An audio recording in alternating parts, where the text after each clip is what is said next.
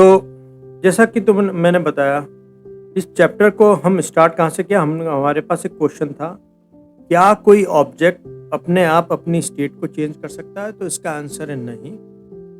उसको ऐसा करने के लिए हमें एक एक्सटर्नल एफर्ट डालना होगा।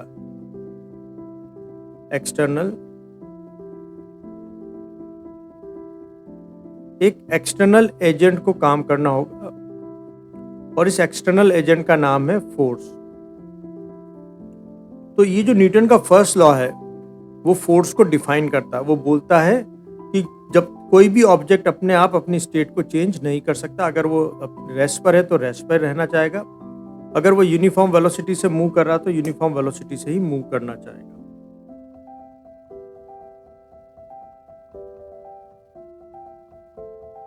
एक मिनट बस।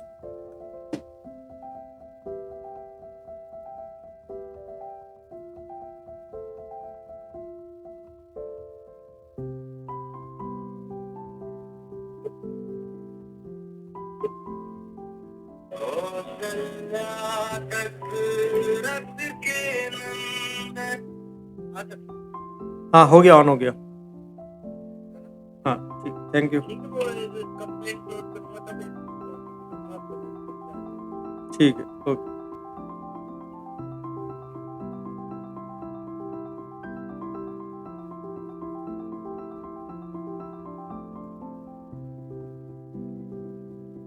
अब देखो, ऑडियो में कोई प्रॉब्लम है क्या?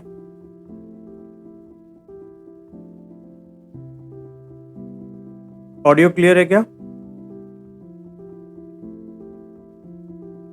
एक बार ऑडियो और वीडियो चेक करके बताओ।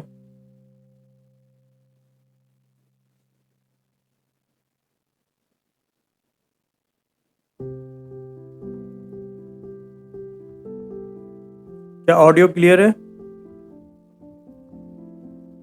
ओके। अब देखें,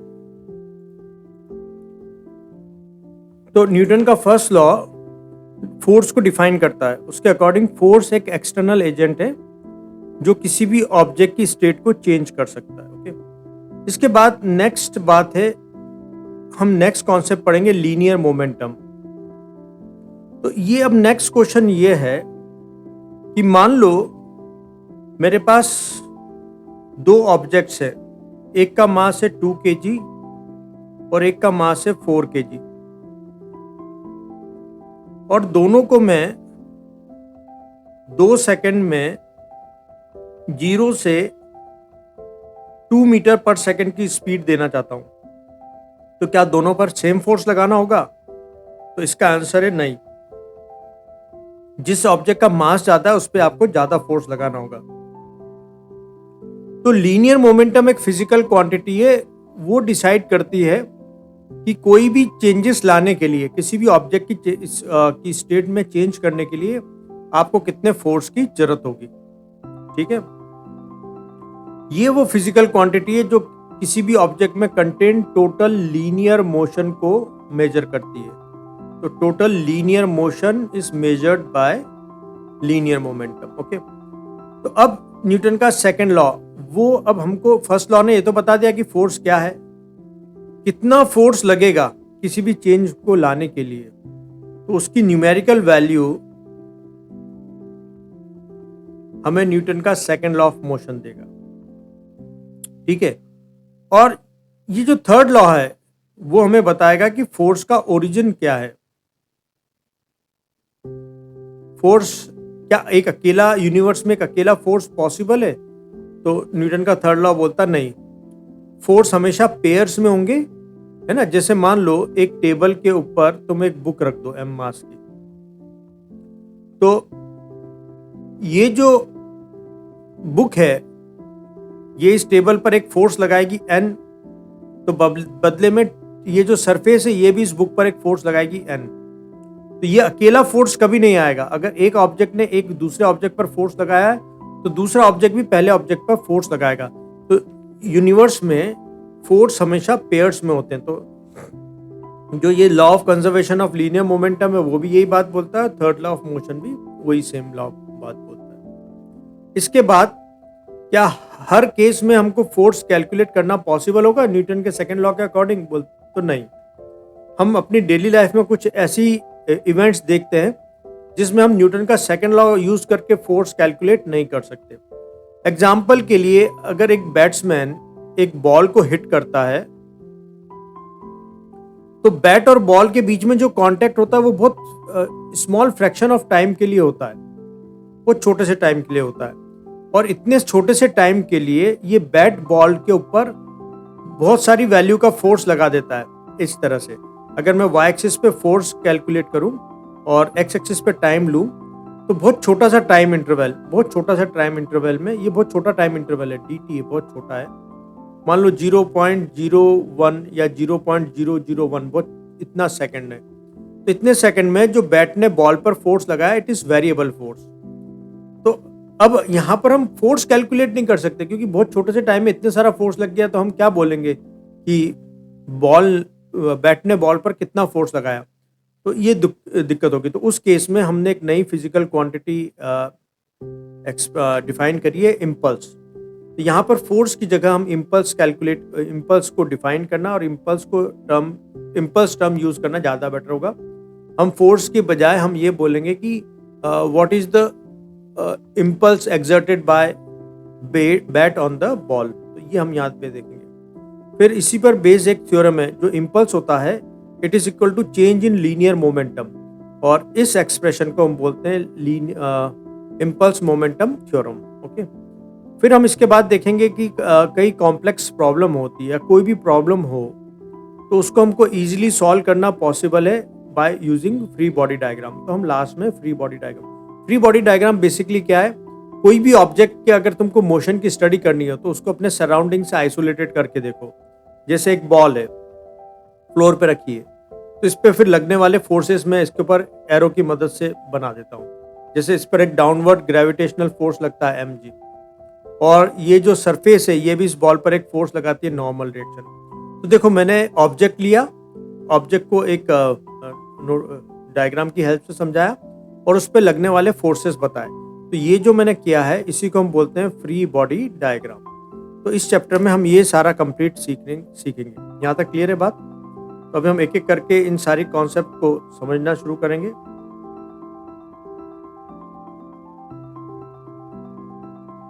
okay,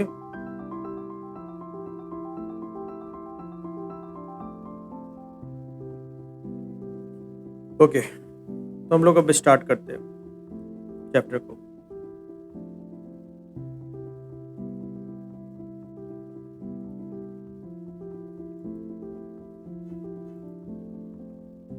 okay,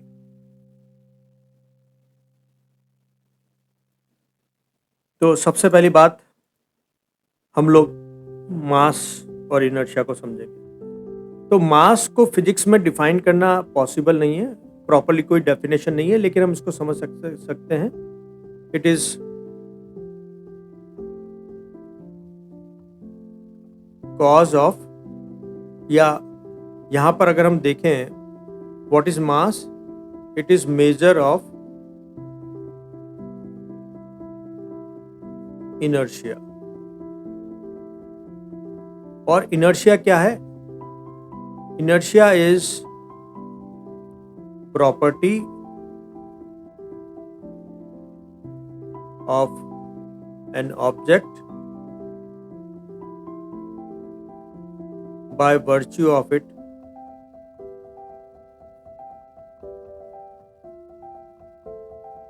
opposes any change in the state of rest or motion। ठीक है, तो सीधे शब्दों में हम ये समझेंगे कि कोई भी ऑब्जेक्ट अपनी स्टेट में चेंज नहीं चाहता। अगर तुम उसकी स्टेट में चेंज करना चाहोगे तो वो इसका अपोज करता है, और उसकी इस प्रॉपर्टी को हम बोलते हैं इनर्शिया। इनर्शिया को हम कैसे मेजर करेंगे? हमको कैसे पता लगे कोई ऑब्जेक्ट कितना इनर्शिया लगाएगा? तो हम उसके मास को देख करके बताते हैं। अगर उसका मास ज़्यादा है तो वो ज़्यादा इनर्शिया, मतलब वो ज़्यादा अपोज करेगा। उसकी स्टेट में चेंज करने के लिए उतने ही ज़्यादा मुझे एफर्ट्स करने पड़ेंगे। ओके, यहाँ तक क्लियर है बात? मास और इनर्शिया समझ गए क्या? मास और इनर्शिया क्लियर है?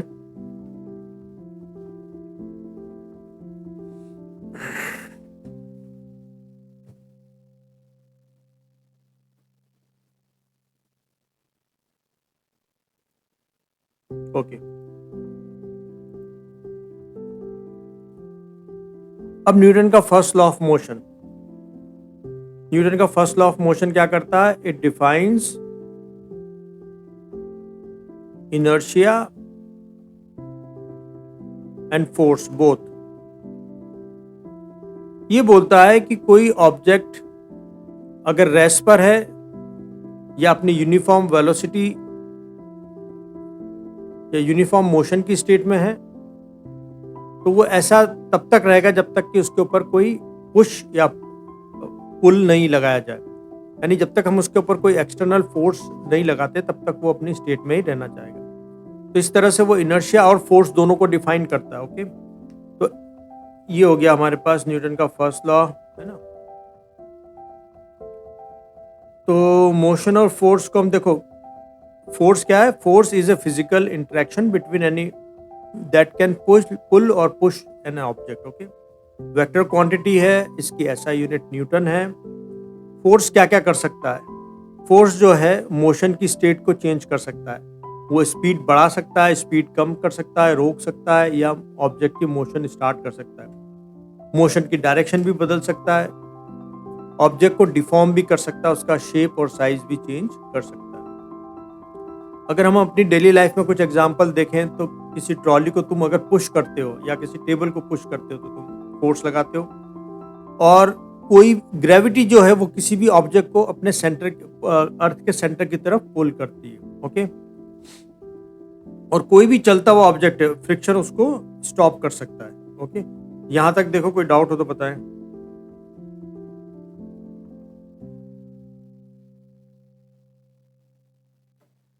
यहां तक क्लियर है बात? चलो हम आगे चलते हैं। ओके, देखो, किसी ऑब्जेक्ट पर अगर बैलेंस फोर्स लग रहे हैं, बैलेंस फोर्स मतलब नेट फोर्स जीरो है, यानी जैसे मान लो कि जैसे हम एग्जांपल लें, एक टेबल के ऊपर एक बुक रखी हुई है, ठीक है। तो बुक पर क्या क्या फोर्स लग रहे हैं? बुक पर ग्रेविटी लग रही है, mg। अब इस फोर्स से ये टेबल को पुश कर रही है, तो टेबल बदले में इसके ऊपर एक फोर्स लगा रही है जिसको हम नॉर्मल रिएक्शन बोलते हैं, उसको n से डिनोट कर रहे हैं।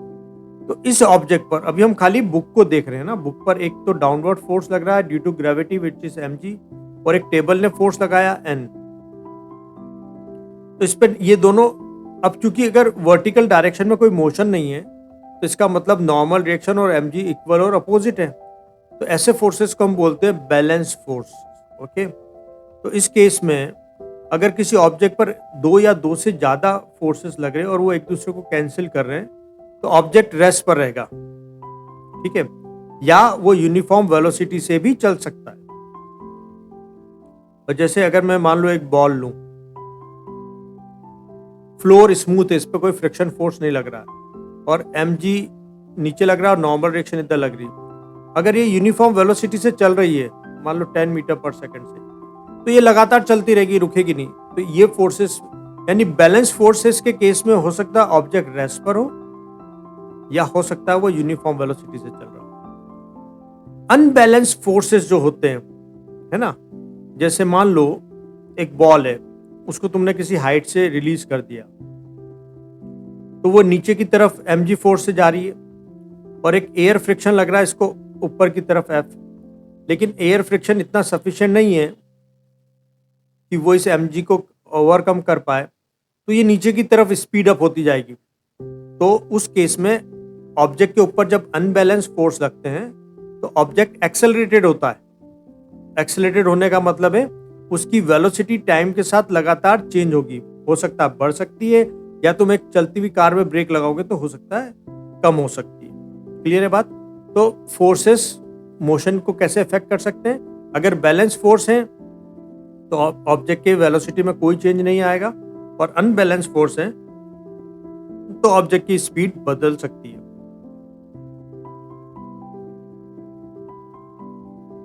ओके, चलो ये तो मिसकॉन्सेप्ट थी। पहले ये सोचा जाता था कि मोशन को मेंटेन रखने के लिए फोर्स की जरूरत पड़ती है, लेकिन बाद में फिर एक्सपेरिमेंट्स के थ्रू प्रूव हुआ कि मोशन को अगर तुमको कांस्टेंट वेलोसिटी से चलाना हो तब तुम्हें फोर्स की जरूरत नहीं है। वेलोसिटी को चेंज करना हो, स्टेट को चेंज करना हो, तब हमें फोर्स की जरूरत पड़ती है। ओके, हम इनर्शिया को डिफाइन कर चुके हैं।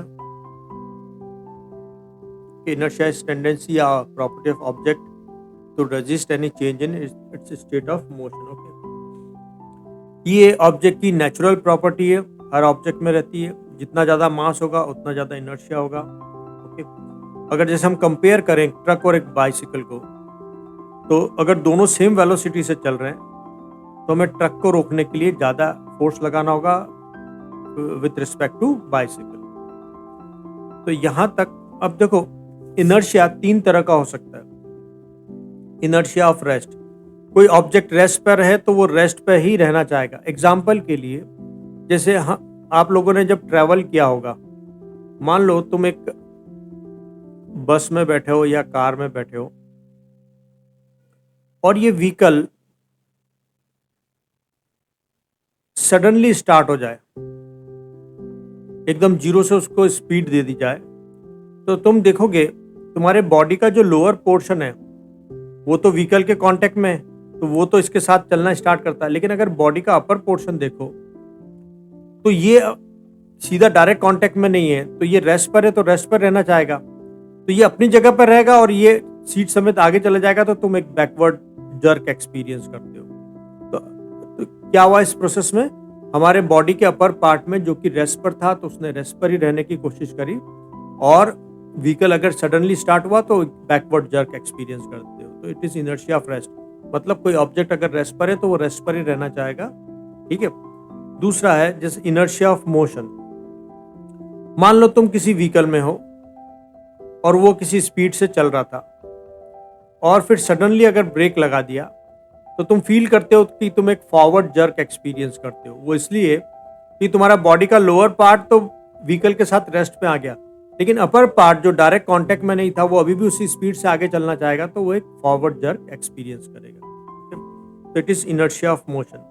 इनर्शिया ऑफ डायरेक्शन क्या है, तुमने जैसे एक्सपीरियंस किया होगा, कोई अगर शार्प टर्न आता है तो तुम एक व्हीकल में बैठे हो तो तुमको ऐसा लगता है कि तुम एक साइड वाइज जर्क एक्सपीरियंस करते हो। क्यों?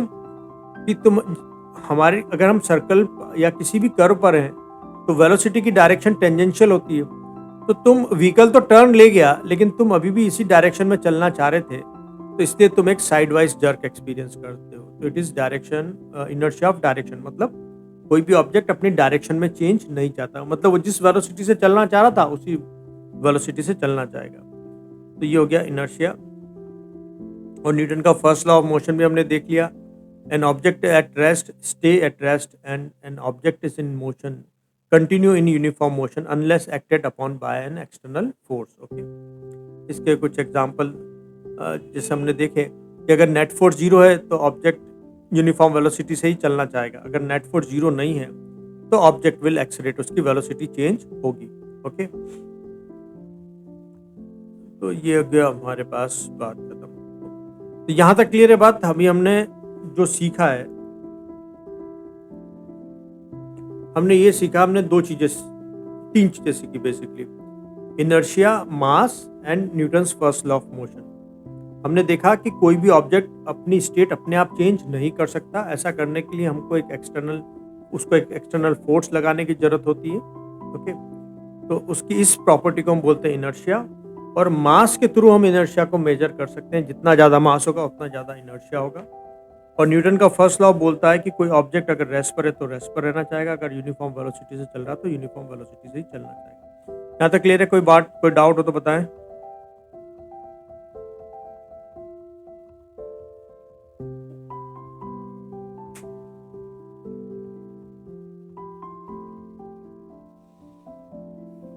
ओके, अब हम अगली बात करते हैं लीनियर मोमेंटम की। लीनियर मोमेंटम को हम कैपिटल P से विथ एरो हेड दिखाते हैं क्योंकि ये वेक्टर क्वांटिटी है। लीनियर मोमेंटम की जरूरत क्या है, उसके लिए हम एक एग्जाम्पल के थ्रू इसको समझेंगे। मान लो मेरे पास एक ऑब्जेक्ट है ए और एक ऑब्जेक्ट है बी। ऑब्जेक्ट ए की वेलोसिटी है, मान लेते हैं हम 2 मीटर पर सेकेंड, और ऑब्जेक्ट बी की स्पीड है मान लो 0.2 मीटर पर सेकेंड। अब अगर हमको इन दोनों ऑब्जेक्ट में से किसी को रोकना हो तो किसको रोकने के लिए हमको कम फोर्स लगाना होगा? तो ऑब्वियसली तुम देखोगे कि इसकी स्पीड कम है, तो तुम्हारा आंसर हो सकता है बी हो। तुम बोलो कि बी को फोर्स हम आसानी से रोक सकते हैं। लेकिन अगर मैं ये बोलूं कि ए जो है वो एक बॉल है और बी जो है वो एक ट्रक है, तो ऑब्वियसली तुम्हारा डिसीजन गलत हो जाएगा, क्योंकि बॉल से तो हो सकता है तुम्हें ज्यादा चोट ना लगे, लेकिन ट्रक से तुम्हें काफी नुकसान हो सकता है। ठीक है, अब एक और एग्जांपल देखते हैं। मान लो अब मेरे पास एक है बॉल और एक है ट्रक, दोनों मोशन में है। अब मैंने अगर बोला कि तुम इसमें से किसको रोकना आसान समझते हो, तो तुम हो सकता है जवाब दो बॉल को। लेकिन अगर मैं बोलूं कि बॉल की स्पीड 20 मीटर पर सेकंड है और ट्रक की स्पीड 0.0002 मीटर पर सेकंड है, तो तुम्हारा आंसर फिर गलत हो जाएगा। तो इसका मतलब न तो हमको सिर्फ वेलोसिटी से अंदाजा लगता है कि ऑब्जेक्ट में कितना मोशन है, और न उसका मास देख करके पता लगता है। लेकिन अगर इन दोनों का प्रोडक्ट कर दिया जाए, यानी मुझे ऑब्जेक्ट के साथ साथ उसकी स्पीड भी पता हो, तो मैं डिसाइड कर पाऊंगा कि मुझे कितना फोर्स की जरूरत होगी। इसलिए हमको फिजिक्स में एक नई फिजिकल क्वांटिटी की जरूरत पड़ी, which is product of mass and velocity, and it is defined as linear momentum, है ना। और ये एक वेक्टर क्वांटिटी है और इसकी ऐसा unit KG metre per second है। एंड इसका फिजिकल सिग्निफिकेंस जो है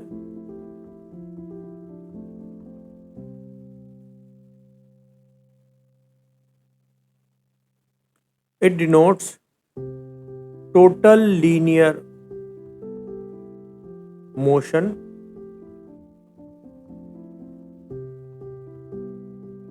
contained in an object.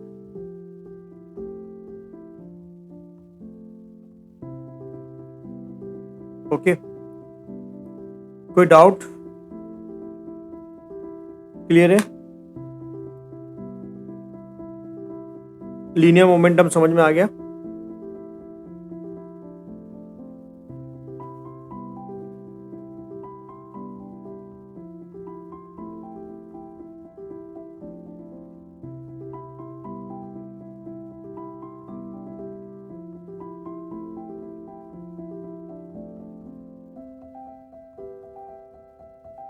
अब देखो हम कुछ क्वेश्चंस देखते हैं।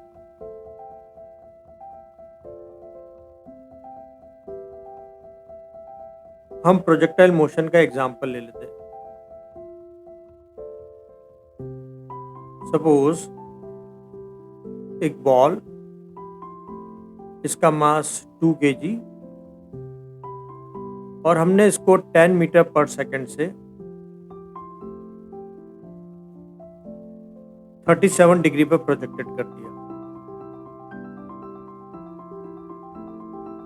तो ये ओरिजिन है ओ से, ये इसका हाईएस्ट पॉइंट है, और ये जहां पर लैंड करता है लैंडिंग पॉइंट एल। तो तुम्हें इसका लीनियर मोमेंटम बताना है at O, at highest point and at lowest point, landing point. तो एक मैं तुम्हें करके बताता हूं। जब हमें लीनियर मोमेंटम इसका पता करना हो, तब हमें इसकी मास और वेलोसिटी पता होनी चाहिए, ओरिजिन वाली। अभी ये वेलोसिटी कंपोनेंट की फॉर्म में हमको चाहिए होगा, तो इसकी हॉरिजॉन्टल डायरेक्शन में थीटा, किसी भी वेक्टर का थीटा डायरेक्शन में कंपोनेंट कॉस थीटा से, और वर्टिकल, इससे वर्टिकल डायरेक्शन में साइन थीटा से आता है। और cos 37 होता है 4/5, इसका मतलब ये हो जाएगा 8 मीटर पर सेकेंड और डायरेक्शन आई कैप, और साइन 37 होता है 3/5, तो हो जाएगा 6J मीटर पर सेकेंड। तो हम मास 2 और वेलोसिटी हो जाएगी 8I प्लस 6J, तो लीनियर मोमेंटम एट ओरिजिन हो जाएगा हमारे पास 16I plus 12J kg metre per second. यहाँ तक क्लियर बात? तो ये मैंने तुम्हें निकाल करके बता दिया ओरिजिन पर। तुम्हें बताना है हाईएस्ट पॉइंट पर कितना होगा और लैंडिंग पॉइंट पर कितना होगा। मैं तुम्हें 1 मिनट का टाइम दे रहा हूँ हाईएस्ट पॉइंट पे फाइंड आउट करने के लिए।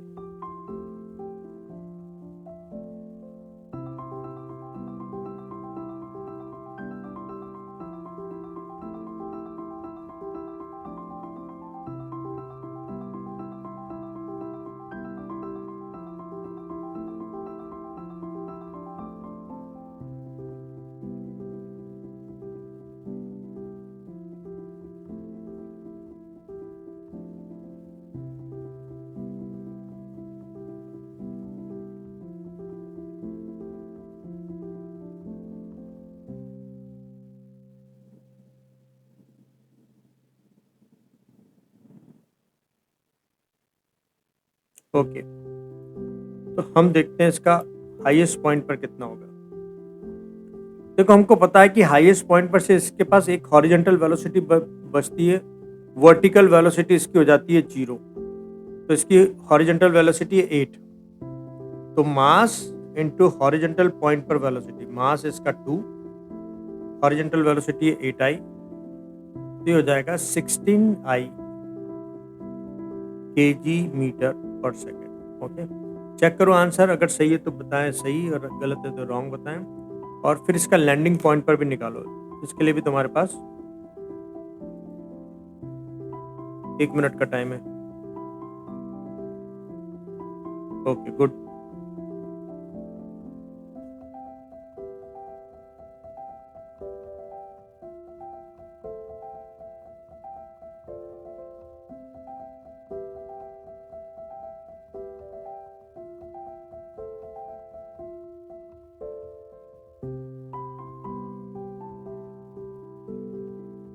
ओके, तो अगर लैंडिंग पॉइंट पे भी निकाल लिया तो इसको समझ लेते हैं। लैंडिंग पॉइंट पे अगर तुम देखो वेलोसिटी खाली हॉरिजॉन्टल तो कभी चेंज नहीं होती, लेकिन वर्टिकल जो तुम्हारे पास इनिशियल थी उसका बस डाउनवर्ड डायरेक्शन हो जाएगा। तो लैंडिंग के वक्त अगर हम वेलोसिटी देखेंगे तो वो 8I माइनस 6J हो जाएगा ना, उसकी डायरेक्शन डाउनवर्ड हो गई ऐसे। तो मास लैंडिंग के वक्त की वेलोसिटी तो 2 इंटू 8I माइनस 6J, तो ये हो जाएगी, जैसे ये थी 16I प्लस 12J, ये हो जाएगा 16I minus 12J kg metre per second. Okay, अब देखो मैं किसी भी 2 पॉइंट की वेलोसिटी में अगर मोमेंटम में चेंज चाहूं, जैसे अगर मैं चाहता हूं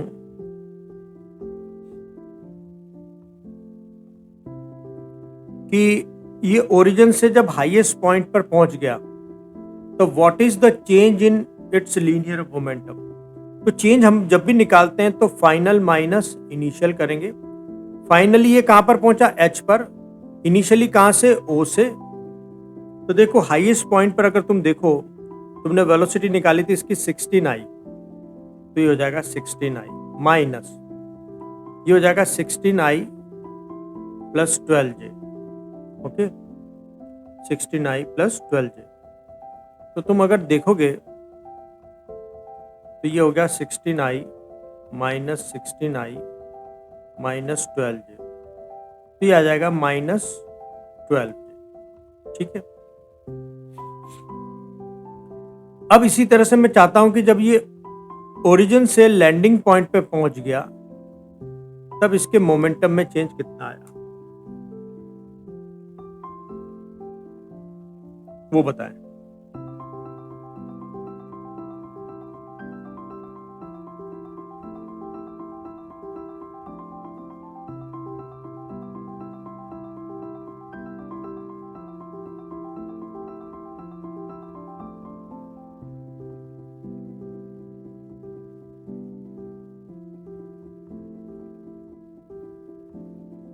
कोई डाउट हो तो पूछ लेना।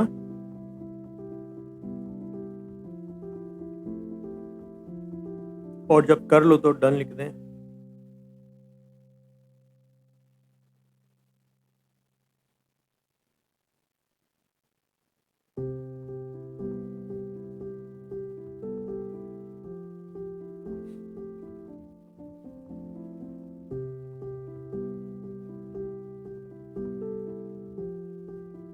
तो तुमने ट्राई कर लिया होगा।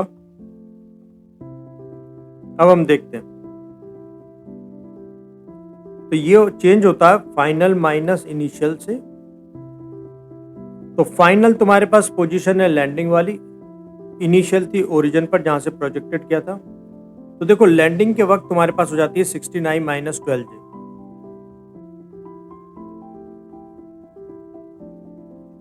और माइनस, और ओरिजिन के वक्त थी 69 प्लस 12J।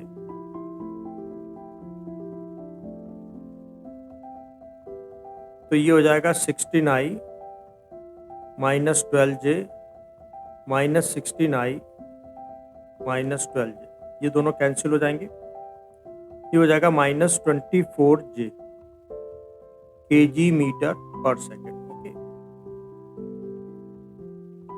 यहां तक क्लियर है?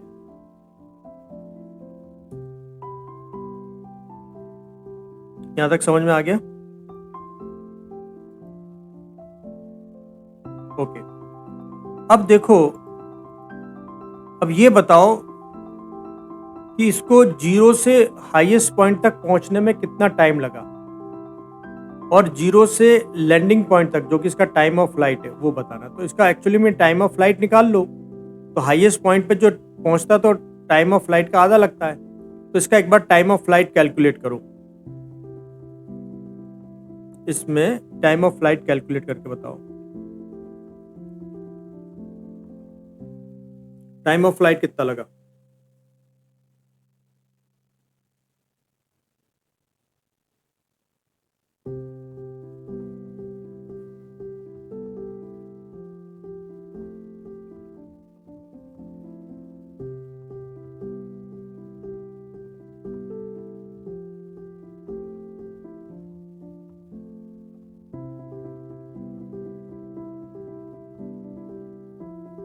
कैलकुलेट कर लिया होगा, चेक करते हैं।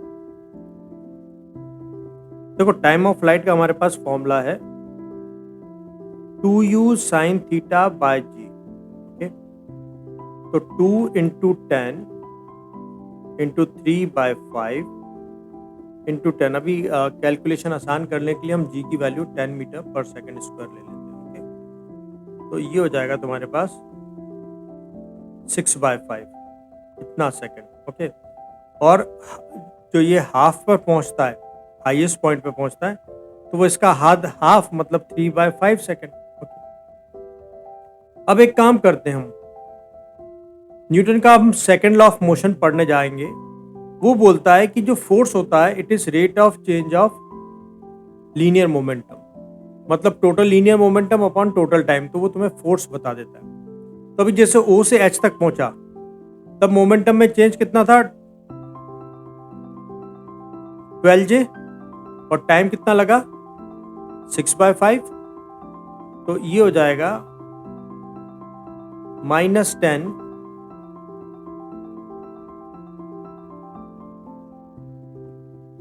10 न्यूटन।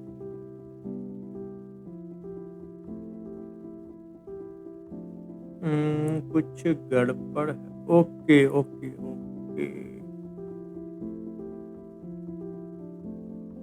मैंने यहाँ पर मास को मल्टीप्लाई किया था, 20 आना चाहिए इसको।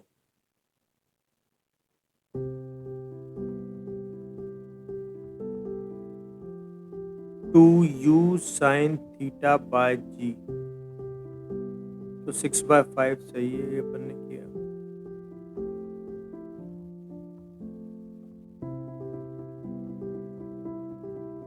ओके ओके, मैंने गलत कर दिया, ये 3/5 है। हाफ में तो वो 3 टाइम में पहुंच गया ना, 3/5 तो आ जाएगा 20 न्यूटन। ठीक है, तो अभी हमने देखा कि ऑब्जेक्ट पे फोर्स कितना लगा, 20 न्यूटन।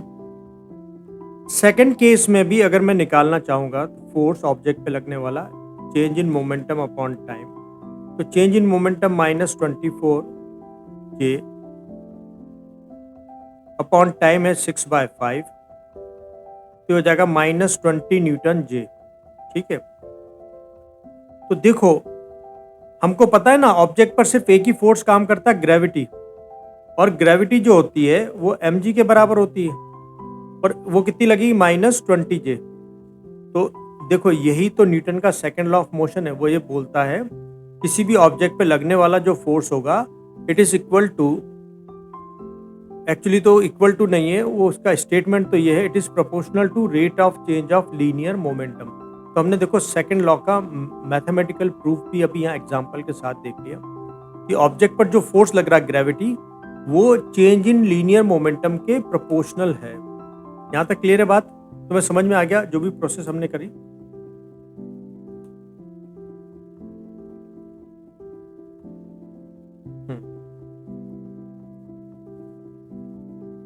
हमने क्या किया, एक प्रोजेक्टाइल कंसीडर किया, उसको ओरिजिन से हाईएस्ट पॉइंट और landing point location find out करी, हमने उसके लीनियर मोमेंटम में चेंज निकाला, फिर हमने लीनियर मोमेंटम में चेंज पर यूनिट टाइम निकाला, तो हमने देखा वो फोर्स के बराबर आ गया जो ऑब्जेक्ट पे लग रहा था, और यही न्यूटन का सेकंड लॉ ऑफ मोशन है।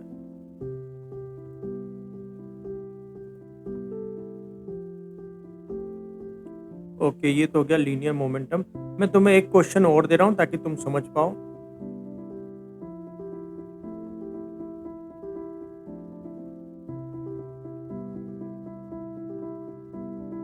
हम्म,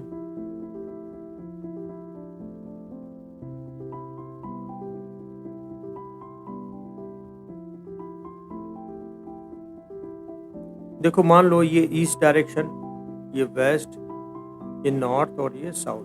ठीक है, एक कार जो ईस्ट में चल रही है 20 किलोमीटर पर आवर से, वो नॉर्थ की तरफ 90 डिग्री से टर्न ले लेती है विद द सेम स्पीड, और ये टर्न वो लेती है करीब 2 सेकंड में। तो तुम्हें बताना है कि फोर्स कितना लगा। मान लो ये बॉल थी, ये कार थी, कार पर फोर्स कितना लगा ये निकालो। तो मैं स्टेप्स बताता हूं। स्टेप 1, तुम उसके लीनियर मोमेंटम में चेंज निकालो। स्टेप 2, फोर्स निकालने के लिए rate of change of linear momentum निकालो। ट्राई करें।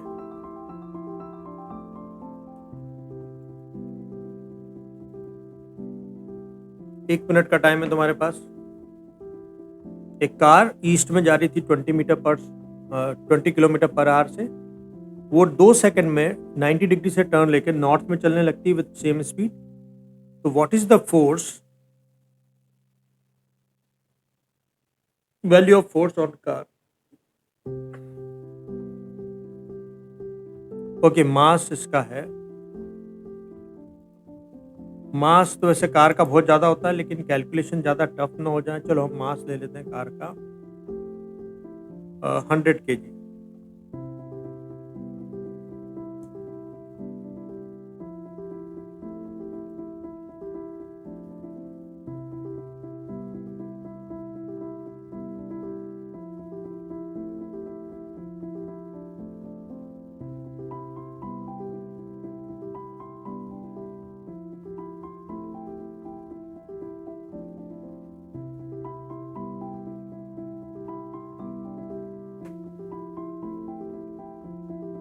ध्यान रखना, यूनिट का तुम्हें ध्यान रखना होगा। यूनिट अभी मैंने SI नहीं ली हुई है, kilometre per hour is not SI unit. और अगर तुम्हें फोर्स न्यूटन में नापना है तो ऑब्वियसली तुम्हें जो है SI यूनिट के साथ चलना होगा, तो तुम्हें पहले यूनिट कन्वर्जन लेना होगा।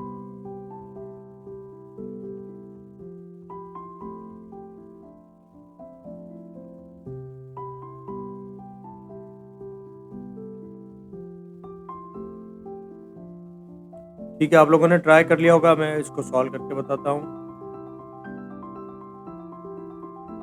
देखो सबसे पहले तो हम स्पीड को एसआई सिस्टम में कन्वर्ट करते हैं। स्पीड है 20 किलोमीटर पर आवर, ठीक है। तो 20 इंटू किलोमीटर को मीटर में 1000 और आर को सेकंड्स में कन्वर्ट करने के लिए हम ऐसा करते हैं।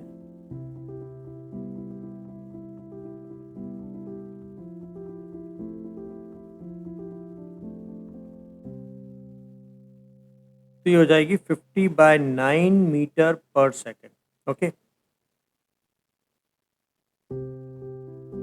अब हमको पता है लीनियर मोमेंटम में चेंज तुमको लेना हो तो final momentum minus initial momentum. अभी हम ईस्ट को अगर x ले लें और नॉर्थ को y ले लें तो ये क्या हो जाएगा। तो फाइनली अगर तुम देखो इनिशियली जो इसकी वेलोसिटी थी इट इज 50/9 आई कैप, और इसकी जो फाइनल वेलोसिटी है इट इज 50/9 जे कैप। तो फाइनल मतलब 50/9 जे कैप माइनस इनिशियली मतलब 50/9 आई कैप। तो अभी मैं इन दोनों में से 50/9 कॉमन निकाल लूँ तो माइनस आई प्लस जे, ये लीनियर मोमेंटम में चेंज आ जाएगा हमारे पास। सॉरी, इसमें मास मल्टीप्लाई नहीं किया हुआ है, तो मास मल्टीप्लाई करेंगे तो 100 और कर देते हैं इसको इंटू 100। अब अगर मुझको फोर्स निकालना है तो फोर्स इक्वल टू होता है change in momentum upon time, okay. तो ये हो जाएगा 5123/9 इंटू 2 माइनस आई प्लस जे न्यूटन, ओके। तो 2 टाइम्स तो हो जाएगा 2500/9 न्यूटन माइनस आई प्लस जे। अब तुम्हारे पास अगर चारों ऑप्शन में फोर्स वेक्टर फॉर्म में नहीं है तब तुम्हें इसका मैग्नीट्यूड निकालना होगा। मैग्नीट्यूड कैसे निकालेंगे, square root of fx square plus fy square, और ये हो जाएगा तुम्हारे पास fx मतलब -2500/9 का स्क्वायर प्लस 2500/9 का स्क्वायर। इनमें से तुम इसको कॉमन निकाल सकते हो तो 2500/9 बाहर आ जाएगा और स्क्वायर रूट ऑफ 2। इतना न्यूटन तुम्हारे कार पर फोर्स लगा। कोई डाउट आए तो पूछे। क्लियर है क्या? चेक करें तो तुम्हारा आंसर यही था।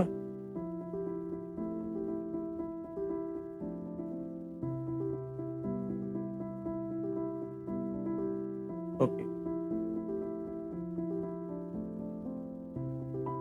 तो ये हो गया लीनियर मोमेंटम। तुम समझ गए होगे मास और वेलोसिटी के प्रोडक्ट को हम लीनियर मोमेंटम बोलते हैं, है ना। तो लीनियर मोमेंटम की डेफिनेशन हमने बता दी। It is product of mass of object and velocity. Formula mv होता है, ओके। वेक्टर क्वांटिटी है, इसकी डायरेक्शन वेलोसिटी के अलोंग होती है। जिस डायरेक्शन में वेलोसिटी की होगी उसी डायरेक्शन में मोमेंटम भी होगा, ठीक है। अब जैसे कार है, कार का जो हाई मोमेंटम होता है वो उसके लार्ज मास की वजह से होता है, और बुलेट में जो हमने किसी गन से फायर की उसमें हाई मोमेंटम उसकी स्पीड की वजह से होता है, उसका मास तो कम होता है, ओके। अब न्यूटन का सेकंड लॉ वो बोलता है, देखो न्यूटन का सेकंड लॉ जो है it is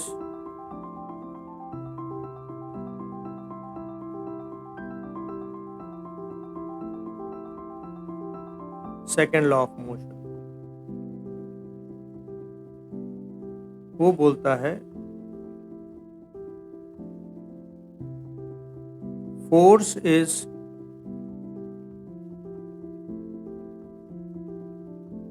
directly proportional to rate of change of linear momentum, and it is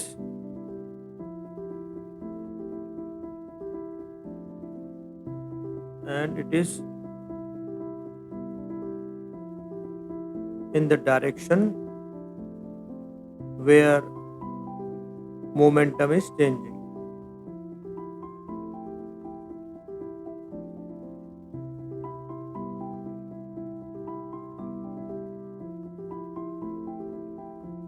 यानी अगर मैं बोलूं second law, it is directly proportional to rate of change of linear momentum. इसको भी हम आगे समझेंगे ये कैसे होता है। ठीक है, देखो मान लो तुम्हारे पास दो ऑब्जेक्ट है, एक है ए और एक बी।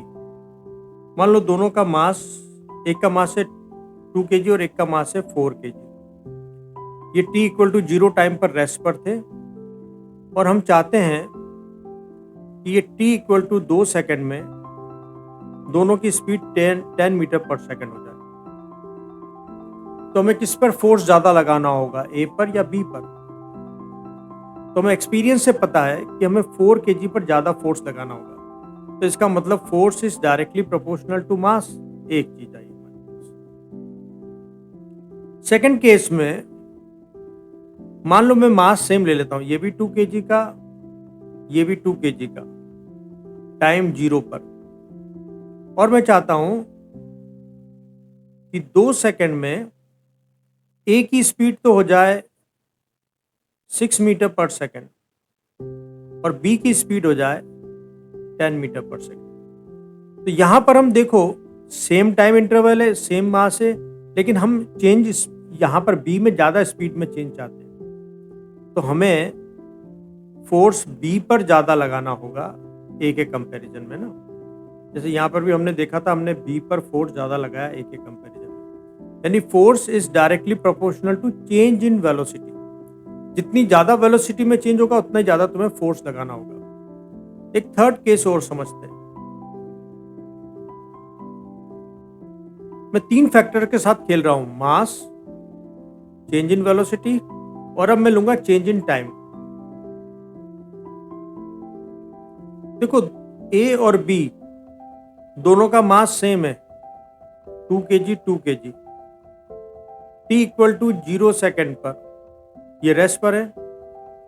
दोनों की फाइनल स्पीड में चाहता हूं 10 मीटर पर सेकेंड करना,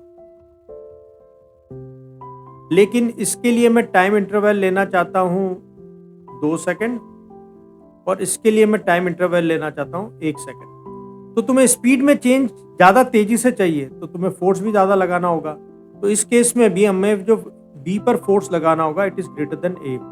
तो यहां से हमको पता लगा कि force is inversely proportional to time interval. अगर टाइम इंटरवल छोटा तो फोर्स ज्यादा। इन तीनों चीजों का अगर मैं मिलाऊं तो force is directly proportional to mass, change in velocity upon time interval, या ये हो गया हमारे पास directly proportional to mass into change in velocity का प्रोडक्ट हो जाएगा चेंज इन लीनियर मोमेंटम। तो ये जो स्टेटमेंट है ना, यही न्यूटन का सेकंड लॉ ऑफ मोशन है, जो बोलता है force is directly proportional to rate of change of linear momentum. ध्यान रखना, एक क्वेश्चन ऐसा भी पूछा गया है, ये 4 ऑप्शन दिए थे कि ये है न्यूटन का सेकंड लॉ ऑफ मोशन या ये है, तो तुम्हें ये ऑप्ट करना है। F equal to ma is it is a special case of Newton's second law of motion, but it is not second law of motion. तो F इक्वल टू ma, क्योंकि rate of change linear momentum हम mass into acceleration भी लिख सकते हैं, लेकिन ये नहीं है न्यूटन का सेकंड लॉ ऑफ मोशन, ये उसका स्पेशल केस है। न्यूटन का सेकंड लॉ तो ये है, force is directly proportional to rate of change of linear momentum and its along the direction where momentum is changing। यहां तक क्लियर है क्या बात?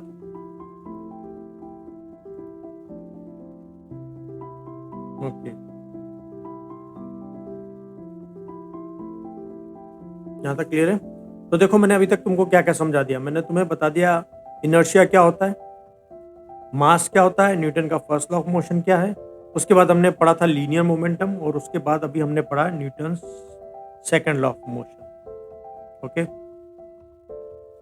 तो इनर्शिया है कि कोई भी ऑब्जेक्ट अपनी स्टेट में चेंज का अपोज करता है, उसकी इस प्रॉपर्टी को हम इनर्शिया बोलते हैं, और मास उस इनर्शिया का मेजरमेंट है। और न्यूटन का फर्स्ट लॉ बोलता है कि कोई भी ऑब्जेक्ट अगर रेस्ट पे है तो वो रेस्ट पे रहना चाहेगा, अगर वो यूनिफॉर्म मोशन की स्टेट में है तो यूनिफॉर्म मोशन की स्टेट में रहना चाहेगा, जब तक कि उसके ऊपर कोई एक्सटर्नल फोर्स नहीं लगाया जाए। तो न्यूटन का first law of motion inertia और फोर्स दोनों को डिफाइन करता है। फिर हमने देखा था कि किसी भी ऑब्जेक्ट में कंटेंट टोटल मोशन, अगर लीनियर मोशन हमको मेजर करना है तो उसकी एक फिजिकल क्वांटिटी से हम ऐसा कर सकते हैं लीनियर मोमेंटम से। लीनियर मोमेंटम मास और वेलोसिटी का प्रोडक्ट होता है जो किसी भी ऑब्जेक्ट में content total linear motion measure करके बताता है। और न्यूटन का सेकंड लॉ ऑफ मोशन बोलता है कि जो फोर्स लगाना पड़ता है हमको ऑब्जेक्ट पर, it is directly proportional to rate of change of linear momentum. तो यहाँ तक ये होगी बात, और इसको हमने अप्लाई करके भी देख लिया था प्रोजेक्टाइल मोशन के केस में। हमने मेजर किया था कि ऑब्जेक्ट पर जो फोर्स लग रहा है वो rate of change of linear momentum के बराबर है। ओके, ये हमने पढ़ लिया। The rate of change of linear momentum of an object is directly proportional to applied force and take place in the direction of the applied force। तो ये हो गया। और जो फोर्स है उसका ऐसा यूनिट न्यूटन होता है।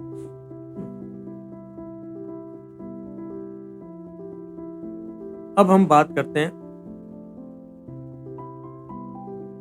इम्पल्स की, हम बाद में बात करेंगे अपन पहले, लेकिन law of conservation of linear momentum.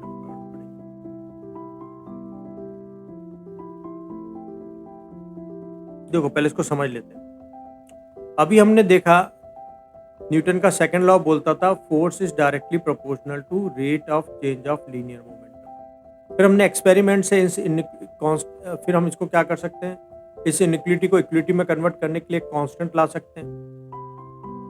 फिर प्रैक्टिकल से पाया गया ये कांस्टेंट 1 के इक्वल होता है, तो force equal to del p by del t. अगर तुम्हें एवरेज निकालना हो और अगर इंस्टेंटेनियस निकालना हो तब तुम डिफरेंशिएशन से जाते हो। ठीक है, अब मान लो कि मैं किसी ऑब्जेक्ट पे फोर्स ही नहीं लगा रहा हूं। ठीक है, तो dp बाय dt क्या हो जाएगा, 0। अब किसी क्वांटिटी का अगर डिफरेंशिएशन 0 है तो इसका मतलब वो कांस्टेंट है, क्योंकि कांस्टेंट का डिफरेंशिएशन 0 होता है। तो इसका मतलब मोमेंटम में चेंज 0 है। ठीक है, और p कांस्टेंट है। तो ये ही है लॉ ऑफ कंजर्वेशन ऑफ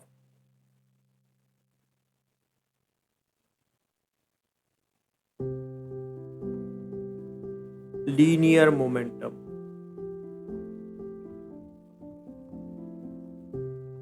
ये बोलता है कि अगर किसी ऑब्जेक्ट पर तुम फोर्स नहीं लगा रहे हो, किसी ऑब्जेक्ट पर या किसी सिस्टम ऑफ पार्टिकल पर कोई एक्सटर्नल फोर्स नहीं है या 0 है, तो उस सिस्टम का या उस पार्टिकल का जो मोमेंटम है इट रिमेन्स कांस्टेंट, वो कंजर्व रहता है।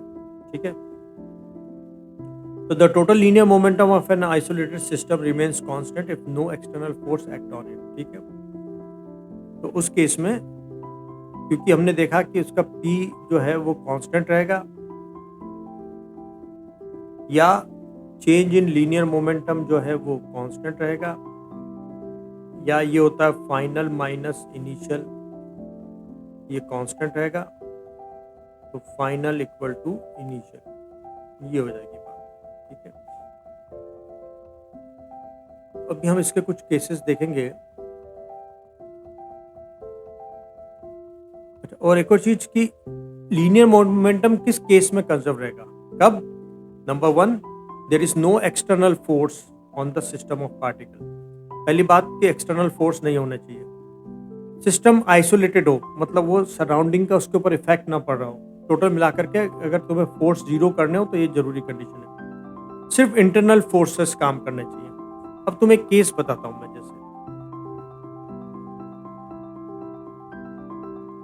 अब एक और चीज, अभी इससे हम थर्ड लॉ ऑफ मोशन निकालेंगे, उससे पहले एक केस कंसीडर करो।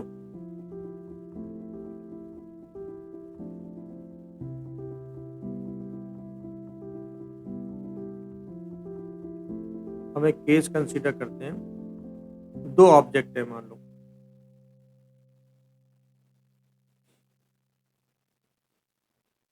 एक का मास है m1 और इसकी इनिशियल स्पीड है u1।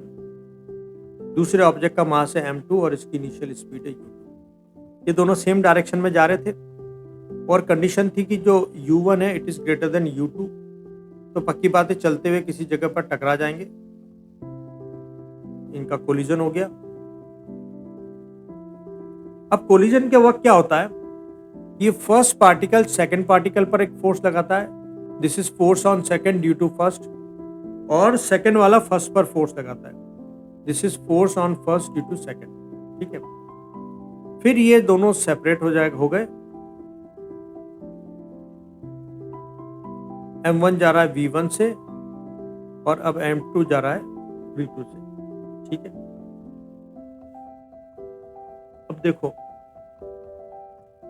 अगर हम यहां पर देखें, इन दो पार्टिकल को एक सिस्टम कंसीडर करें, तो इन दोनों ने आपस में एक दूसरे पर फोर्स लगाया, बाहर से तो कोई फोर्स नहीं लगा।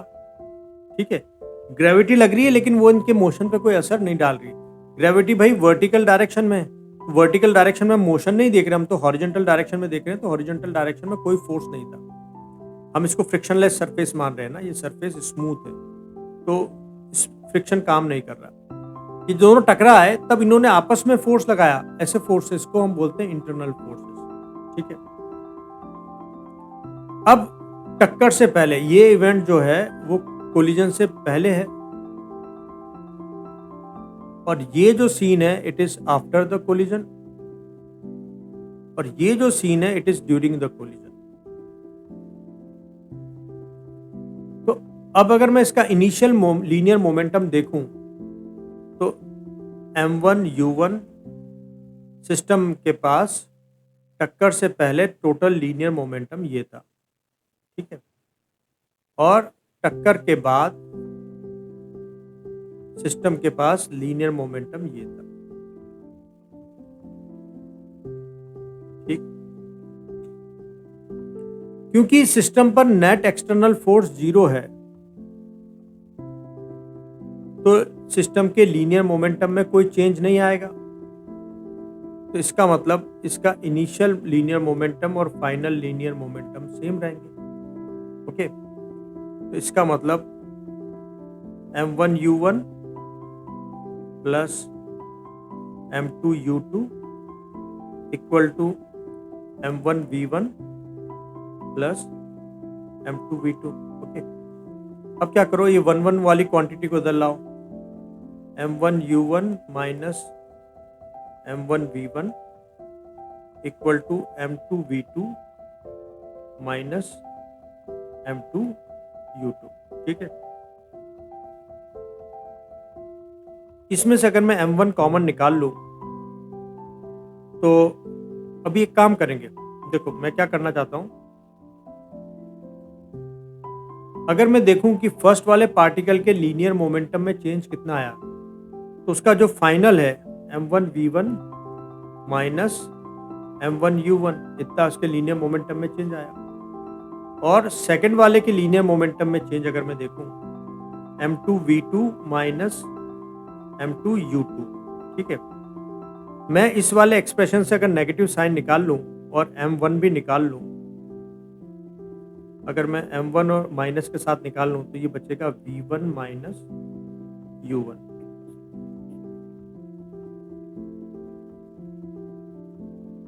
u1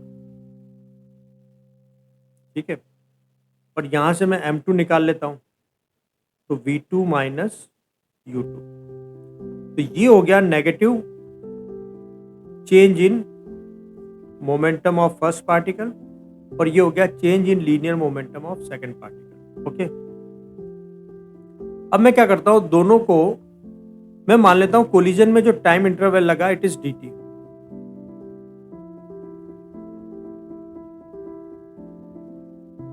ओके, तो मैं इन दोनों को डिवाइड कर देता हूं dt से।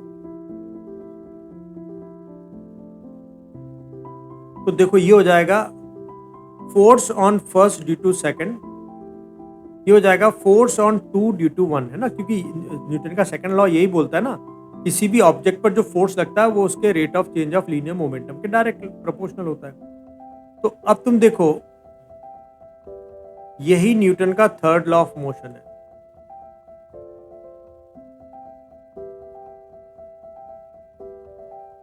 हर एक्शन की इक्वल और अपोजिट रिएक्शन होती है। फोर्स कभी अकेले नहीं आएंगे, वो हमेशा पेयर में आएंगे। अकेला एक ऑब्जेक्ट पर फोर्स नहीं लग सकता, दो ऑब्जेक्ट एक दूसरे पर फोर्स लगाते हैं। तो हर एक्शन की, इसमें से तुम किसी को भी एक्शन और किसी को भी रिएक्शन बोलो, ठीक है ना। तो एवरी एक्शन हैज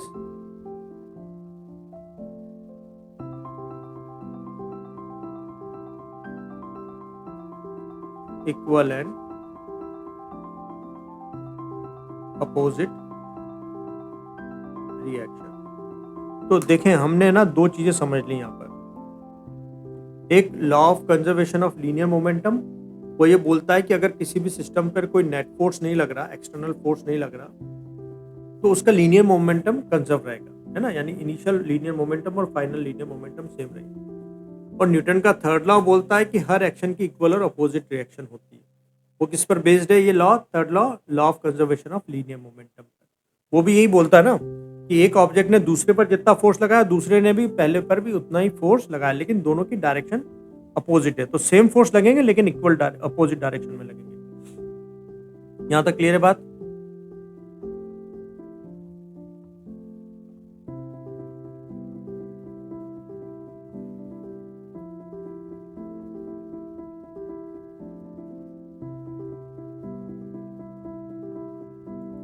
ओके। तो Newton's third law states that force always occurs in action reaction pair. अकेला फोर्स एग्जिस्ट नहीं करता। This internal forces cancel each other ensuring total linear momentum remains unchanged, है ना। अभी भी तुम सिस्टम पे टोटल फोर्स अगर देखोगे, देखो अगर मैं देखूं इसको, अगर मैं ऐसे लिख दूं F21 plus F12 it is 0, तो देखो सिस्टम पर नेट फोर्स कितना है? 0। पहले भी 0 था और अभी भी 0 है।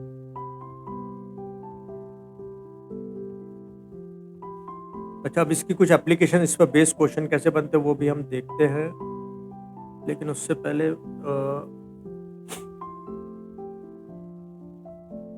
इसके कुछ मिसकॉन्सेप्ट वो भी अपन बाद में देख लेंगे। Number 1, recoil of gun. ठीक है, जैसे क्या है, इसको ऐसे समझो। मान लो तुम्हारे पास एक गन है, इसका मास है 2 kg और इसमें कोई बुलेट है। अब तुमने बुलेट फायर कर दी। ये तो फायर करने से पहले का सीन है। और अगर तुमने फायर कर दी,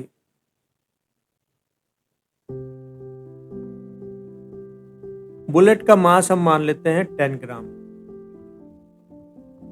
तो 10 ग्राम की बुलेट मान लो 100 मीटर पर सेकंड से मूव कर रही है। तो ये 2 kg की जो गन है, ये बैकवर्ड एक वेलोसिटी से आएगी। क्यों आएगी? क्योंकि टोटल देखो, फायर करने से पहले सिस्टम का टोटल लीनियर मोमेंटम 0 है, क्योंकि ना तो गन मूव कर रही है ना बुलेट मूव कर रही है, तो टोटल लीनियर मोमेंटम सिस्टम का 0 है। लेकिन फाइनल लीनियर मोमेंटम में तुम्हारे पास जो बुलेट है, इसका मास मैं स्मॉल m मान लेता हूं और इसकी वेलोसिटी v मान लेता हूं, और गन का मास कैपिटल M और वेलोसिटी कैपिटल v मान लेता हूं। तो अभी देखो, mv प्लस mp, ये टोटल फाइनल लीनियर मोमेंटम है। अब क्योंकि देखो, अगर मैं गन और बुलेट को एक सिस्टम मान रहा हूं, तो बाहर से तो फोर्स नहीं लगा, बुलेट ने गन पर लगाया, गन ने बुलेट पर लगाया, तो इनका इंटरनल फोर्सेस है। इन दोनों ने आपस में एक दूसरे पर फोर्स लगाया, लेकिन बाहर से फोर्स नहीं लगा। बाहर से फोर्स नहीं लगा, एक्सटर्नल फोर्स नहीं लगा, तो इसका मतलब लीनियर मोमेंटम कंजर्व रहेगा।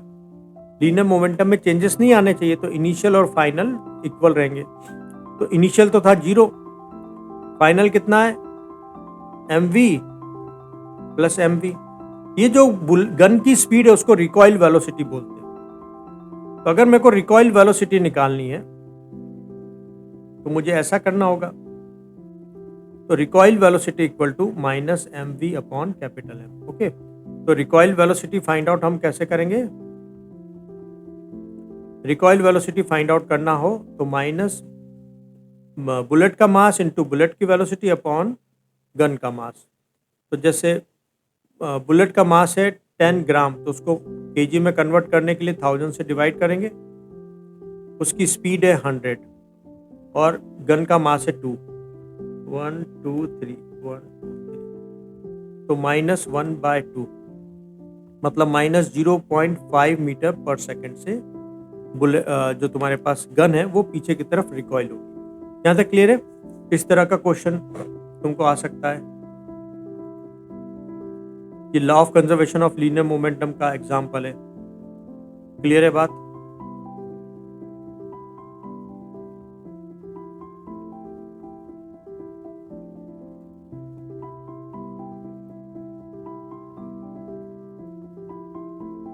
ओके, रॉकेट जो उड़ता है ऊपर,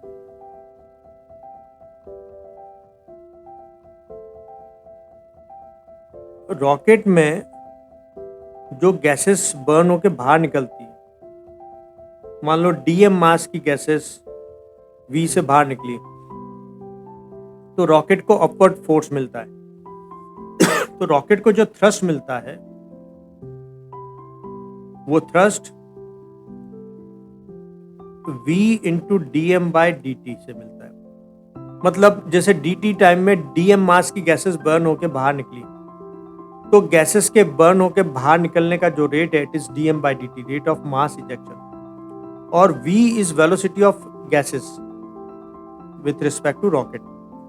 तो तुमको ये जो रॉकेट को थ्रस्ट मिलेगा वो इस वाले फॉर्मूले से नहीं मिलेगा, इसको हम लास्ट वाले केस में जाकर के समझेंगे। तो यहां पर देखो, रॉकेट ने गैसेस पे फोर्स लगाया नीचे की तरफ, तो बर्न गैसेस ने रॉकेट पे अपवर्ड की तरफ फोर्स लगा दिया। तो रॉकेट का जो प्रोपल्शन होता है वो भी इसी प्रिंसिपल पर बेस्ड होता है।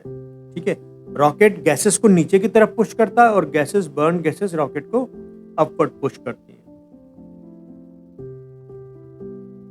दो ऑब्जेक्ट के बीच में जो कोलिजन, जैसे भी हमने वो एग्जांपल समझा था ना, उसमें भी हमने यही देखा था कि दो ऑब्जेक्ट थे हमारे पास, वो बीच में कहीं कोलाइड हुए और फिर सेपरेट हो गए। तो हमने देखा था ना, उनकी इनिशियल लीनियर मोमेंटम जो था m1 v1 plus m2 u2 it is equal to m1 v1 plus m2 v2। ठीक है, तो इसमें जो भी हमको मिसिंग होगा, जो भी फिजिकल क्वांटिटी मिसिंग होगी वो हम इससे फाइंड आउट कर सकते हैं। इसको हमने प्रैक्टिकली एग्जांपल के साथ ऑलरेडी देख लिया है।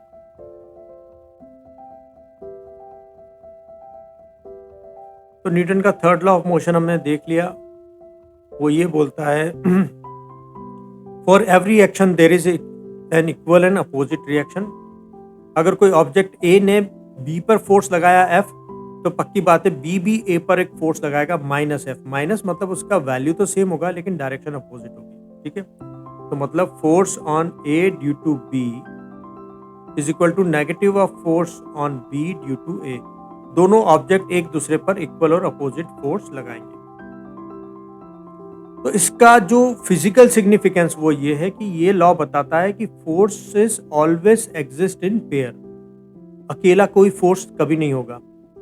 Both forces will act on different object. हमने देखा था ना कि जैसे फर्स्ट और टू टकराए थे तो फर्स्ट ने सेकंड पे फोर्स लगाया और सेकंड ने फर्स्ट पे फोर्स लगाया। तो ये दोनों जो फोर्सेस होंगे, जैसे ए और बी ऑब्जेक्ट है, this is force on A due to B, this is force on B due to A. दोनों फोर्स इक्वल और अपोजिट तो होंगे लेकिन दो अलग अलग ऑब्जेक्ट पे लगेंगे। दोनों का मैग्नीट्यूड सेम होगा लेकिन डायरेक्शन अपोजिट होगी। ओके,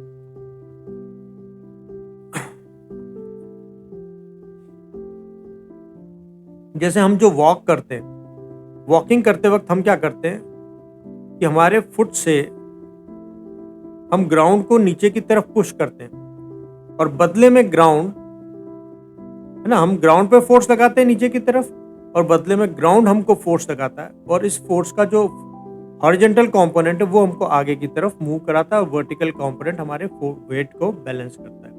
तो हमारे हम जो वॉक कर पाते हैं वो भी न्यूटन के थर्ड लॉ ऑफ मोशन के अकॉर्डिंग हम एक्सप्लेन कर सकते हैं। और जैसे कोई मान लो बोट खड़ी है कोई, कोई वाटर में है बोट और ये उसका कोई किनारा है, तो अगर तुम जैसे ही जंप करते हो, बोट से किनारे की तरफ जंप करते हो फॉरवर्ड, तो तुम तो फॉरवर्ड जंप करोगे लेकिन बोट पीछे की तरफ बैकवर्ड मूव हो जाएगी। क्यों? क्योंकि तुमने बोट पर फोर्स लगाया और बोट ने तुम पर फोर्स लगाया, तो दोनों फोर्स इक्वल और अपोजिट होंगे। तो अगर तुम एक स्टेशनरी बोट से किसी किनारे पर फॉरवर्ड की तरफ जंप करते हो तो बोट बैकवर्ड की तरफ मूव करेगी। और रॉकेट प्रोपल्शन का हमने एग्जांपल देख ही लिया कि गैसेस बर्न होकर नीचे जाती है और रॉकेट उसके बदले में ऊपर जाता है। और बुलेट और गन का भी एग्जांपल देख लिया हमने कि जब हम किसी बुलेट को गन से फायर करते हैं तो गन बुलेट पे फोर्स लगाती है फॉरवर्ड और बदले में बुलेट गन पर फोर्स लगाती है बैकवर्ड, और उसकी वजह से गन पर एक रिकॉइल वेलोसिटी आती है। बर्ड भी तुमने देखा होगा, वो अपने विंग्स से नीचे एयर को पुश करते हैं और बदले में एयर उनको ऊपर की तरफ लिफ्ट देती है। एरोप्लेन भी ठीक इसी तरह से करते हैं। कुछ मिसकॉन्सेप्ट्स है, action and reaction cancel out, नहीं, वो कैंसिल आउट इसलिए नहीं होते क्योंकि वो दो अलग अलग ऑब्जेक्ट पे काम कर रहे हैं, इसलिए वो कैंसिल आउट नहीं होंगे। लेकिन ओवरऑल दोनों पर देखो तो टोटल नेट फोर्स 0 हो जाएगा। लेकिन इंडिविजुअल ऑब्जेक्ट पर देखोगे तो इंडिविजुअल ऑब्जेक्ट पर तो फोर्स लगेगा, सिस्टम पर नेट फोर्स 0 हो जाएगा। ठीक है, अब हम बात करते हैं इम्पल्स की।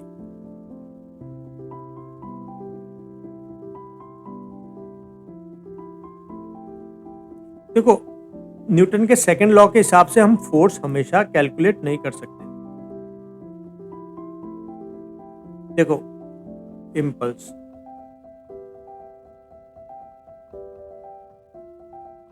इसको हम जे से डिनोट करते हैं वेक्टर एरो हेड के साथ, ये वेक्टर क्वांटिटी है। तुमको मैंने एक एग्जांपल बताया था, मान लो एक बैट लो,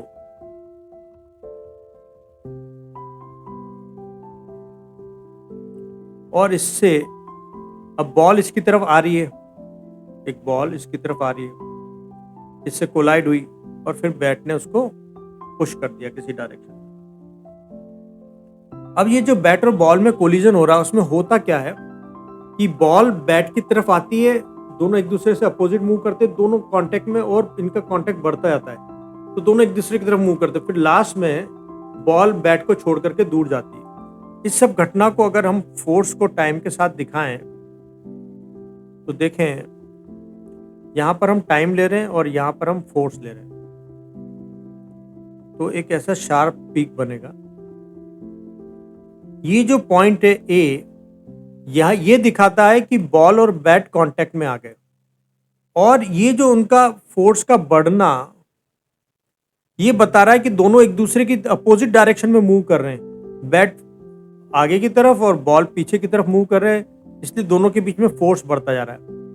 अब जब बॉल बैट से दूर जाने लगेगी तब उसका फोर्स कम होता जाएगा, और यहां पर बी पॉइंट तक आते आते बॉल ने बैट से कांटेक्ट लूज कर दिया।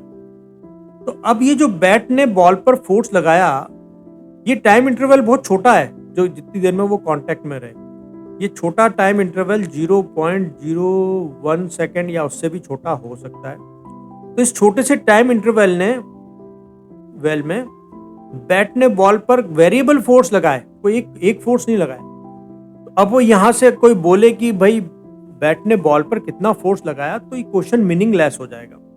इसमें से कौन से फोर्स का हम वैल्यू बताएं, तो पीक फोर्स या वेरिएबल फोर्स, जितने भी वो बताएं। तो यहाँ पर बेटर है हमको फोर्स की जगह इम्पल्स यूज करना चाहिए, इम्पल्स एक्सर्टेड ऑन बॉल। ठीक है, तो वो ज्यादा बेटर टर्म है। जब यहां पर देखो फोर्स की बहुत सारी वैल्यूज है, फोर्स की वैल्यूज बहुत सारी हैं और बहुत बड़ी हैं, और टाइम इंटरवल बहुत छोटा है।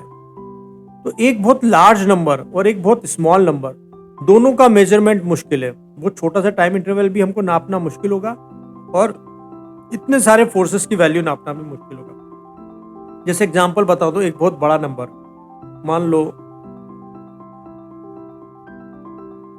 ठीक है, और एक बहुत छोटा नंबर। अब इन दोनों को मेजर करना आसान नहीं है, लेकिन दोनों का प्रोडक्ट कर दूं, अगर मैं इन दोनों को मल्टीप्लाई कर दूं तो मेरे पास रिजल्ट आएगा 10। तो देखो, एक लगभग बहुत बड़ा नंबर, वेरी लार्ज नंबर, और एक बहुत स्मॉल नंबर, यानी एक क्वांटिटी इनफाइनाइट की तरफ मूव कर रही है और एक क्वांटिटी टेंड्स टू जीरो, लेकिन दोनों का प्रोडक्ट फाइनाइट हो जाता है। तो इसलिए हमने क्या करा, फोर्स और टाइम का प्रोडक्ट को एक नया नाम दे दिया, इम्पल्स। तो इम्पल्स बेसिकली प्रोडक्ट है फोर्स और टाइम का। इसको हम प्रॉपर्ली डिफाइन करते हैं। When a large force acts on an object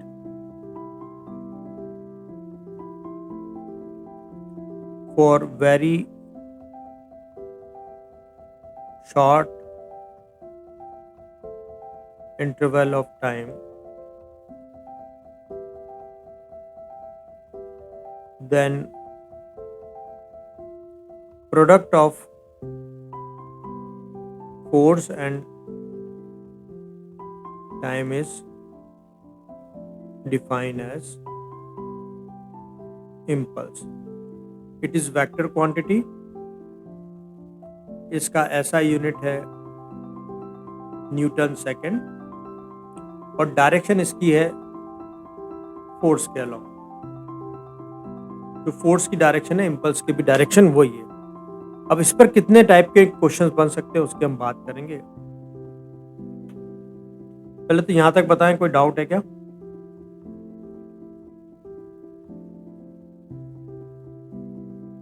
यहां तक क्लियर है बात? ओके।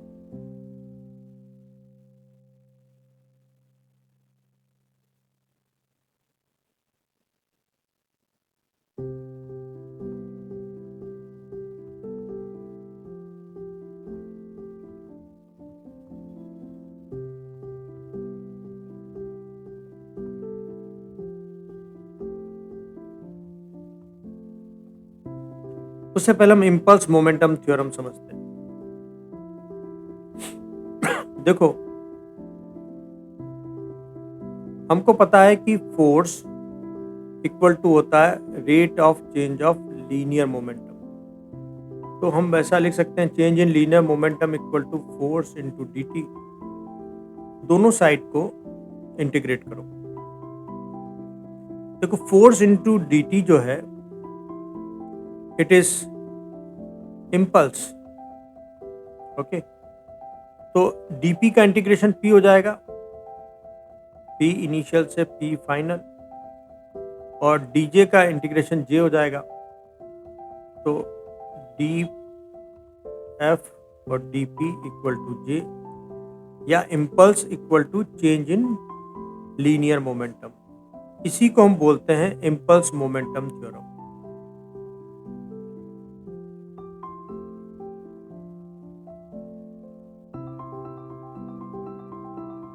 देखो, इम्पल्स हमने देखा, it is force into time,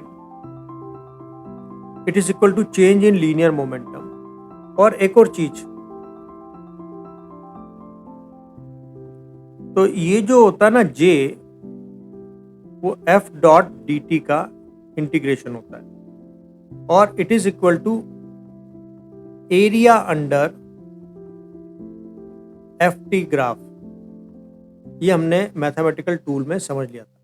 तो ये तीन तरीके हैं, ठीक है, इम्पल्स को कैलकुलेट करने के लिए। तो मैं तीनों तरीकों के तुम्हें एक एक क्वेश्चन बताता हूं। जैसे फर्स्ट मान लो, एक बैट है,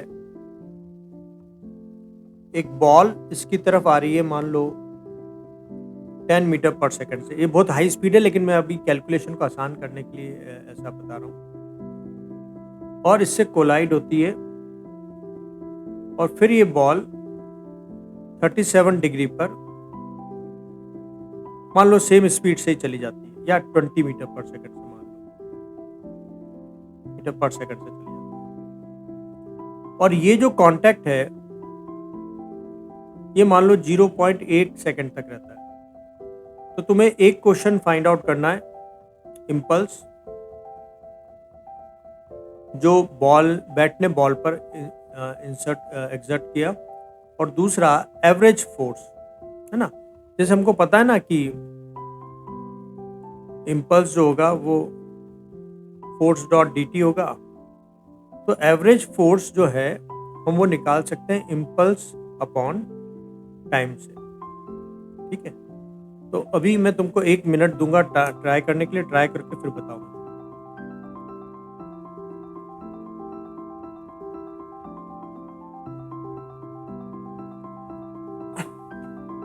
हम लोग कल कर सकते हैं, इम्पल्स आज खत्म कर लेंगे, फिर हम बाकी की कल करेंगे। इम्पल्स का आज खत्म कर लेते हैं।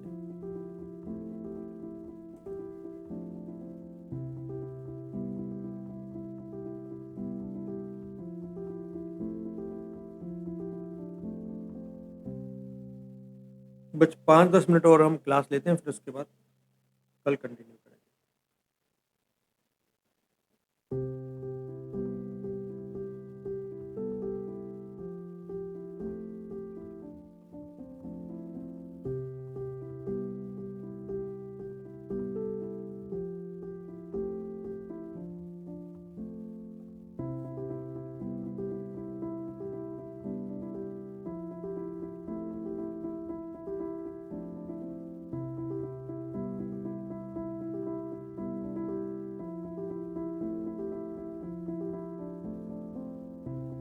हो गया, तुमने ट्राई कर लिया होगा।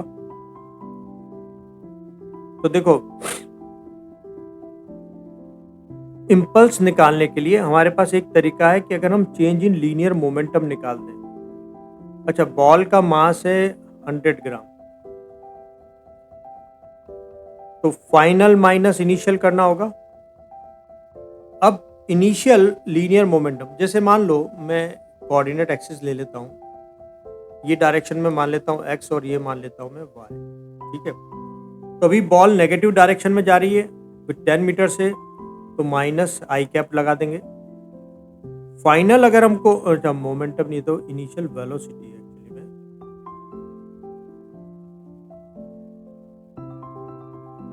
और फाइनल वेलोसिटी, इसके हम दो कंपोनेंट करते हैं, एक 20 cos 37 और एक 20 sin 37। तो मीन्स 20 इंटू 4/5 मतलब 16, और एक 20 इंटू 3/5 मीन्स 12। तो ये हो जाएगा 16i प्लस 12j। तो इसमें से हम मास को बाहर कर दें तो final velocity minus initial velocity. Okay, तो मास है 100 ग्राम, ग्राम को केजी में कन्वर्ट करने के लिए 1000 से डिवाइड कर दिया, और 16i प्लस 12j माइनस और माइनस 10i प्लस 10i हो जाएगा। तो 10 प्लस 16, यहाँ से बचेगा 1/10, और ये बचेगा 26i प्लस 12j, ये हो जाएगा तुम्हारे पास 2.6i प्लस 1.2j। तो पहले का आंसर हमारे पास आ चुका है 2.6i प्लस 1.2j, ये इम्पल्स आ गया हमारे पास। ठीक है, अब एवरेज फोर्स निकालना है, तो हम इम्पल्स को टाइम इंटरवल से डिवाइड कर देंगे। तो इम्पल्स है हमारे पास 2.6i plus 1.2j divided by 0.1। तो ऊपर जाएगा तो 10 से 10 हो जाएगा, तो ये हो जाएगा 26i प्लस 12j न्यूटन। और अगर तुम्हें मैग्नीट्यूड की फॉर्म में पूछा हो तब इसको सॉल्व कर लेना, 26 का स्क्वायर प्लस 12 का स्क्वायर। चेक करो कोई डाउट या क्लियर है? क्लियर है यहाँ तक?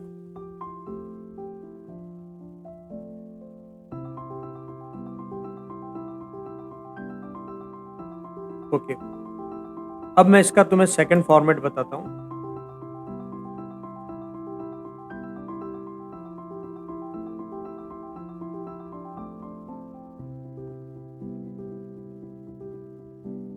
मान लो यहाँ पर मैं टाइम लेता हूँ, यहाँ पर मैं फोर्स लेता हूँ, ठीक है। मान लो किसी ऑब्जेक्ट पर फोर्स टाइम के साथ ऐसे वेरी कर रहा है, तो मैं t इक्वल टू 2 सेकेंड से t इक्वल टू 4 सेकेंड के बीच में इम्पल्स कैलकुलेट करना चाहता हूँ। मान लेते हैं यहाँ पर फोर्स है 10 न्यूटन का और यहाँ पर फोर्स है 20 न्यूटन का। तो t इक्वल टू 2 सेकेंड से t इक्वल टू 4 सेकेंड के दौरान कितना इम्पल्स लगा, ये हमको कैलकुलेट करना हो। तो हमको पता है ft के अंडर, कर्व के अंडर में जो एरिया होता है इट गिव्स इम्पल्स, ओके। तो हमें ये एरिया कैलकुलेट करना है। अब ये ट्रेपेजियम हो गया, तो ट्रेपेजियम का एरिया होता है half into sum of parallel side. तो ये दोनों पैरेलल साइड है 10 प्लस 20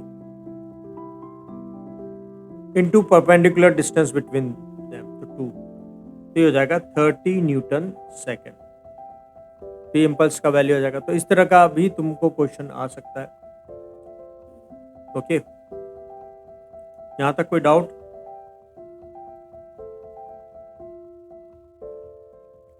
और तीसरे टाइप में अगर वो फोर्स और टाइम तुम्हें सीधा दे दे तो उनका प्रोडक्ट हम निकाल सकते हैं।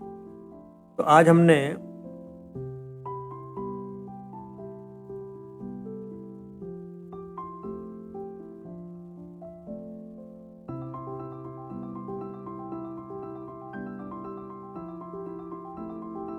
हमने जो देख लिया है वो ये मास पढ़ लिया, inertia, first law, linear motion, second law, law of conservation, third law of motion, impulse momentum theorem, free body diagram और एक लास्ट इसमें सर्कुलर मोशन।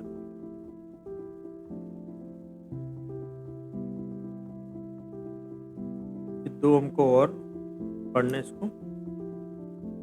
तो आज की क्लास को हम यहीं पर एंड करेंगे, फिर बाकी का नेक्स्ट क्लास में।